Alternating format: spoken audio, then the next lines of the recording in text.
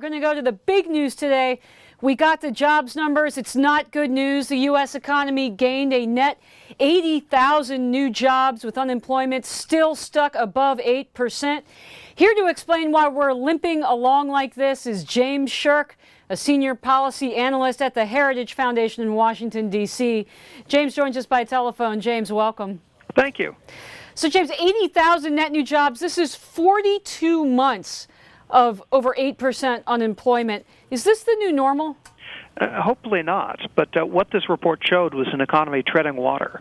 The employment growth, 80,000 jobs, that was basically about what you need to keep up with population growth, but not anymore. And so that's what we saw. Labor force participation was flat, the employment population ratio was flat, and so was the unemployment rate, 8.2%.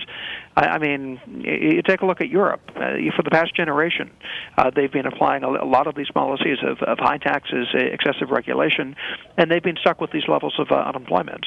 And French voters have simply come to accept 8 to 10% unemployment as the new normal. I hope that doesn't happen here. And James, we look at these headline numbers, 8.2%, but what does that mean for young workers, for minorities, for male workers? Can you break down the numbers a little bit for us? Well, exactly what's been going on in this economy is that your layoffs went up a lot in 2008, 2009 during the crisis, but they've since come back completely down. So if you have a job today, you're actually doing all right.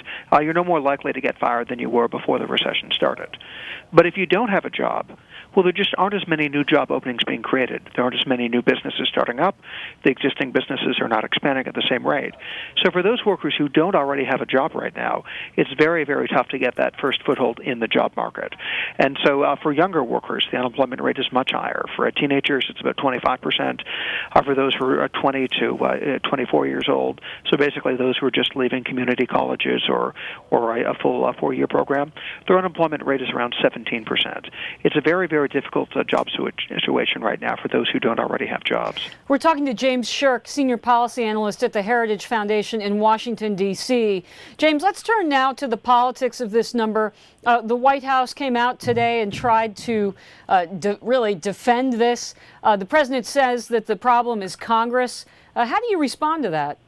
Well, the administration predicted when they took office that if we passed their stimulus package, unemployment right now would be 5.5%. It's actually obviously 8.2%.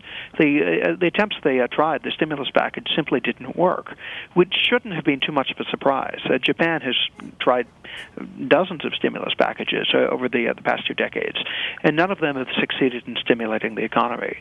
The president's medicine simply doesn't work. It's snake oil. James, is there anything that can be done between now and November to change this trajectory, or do you think that this is what we're going to see in the run-up to the election? We've got about a minute left. I don't think there's anything much that Congress can do that would cause the economy to appreciably speed up in the next few months.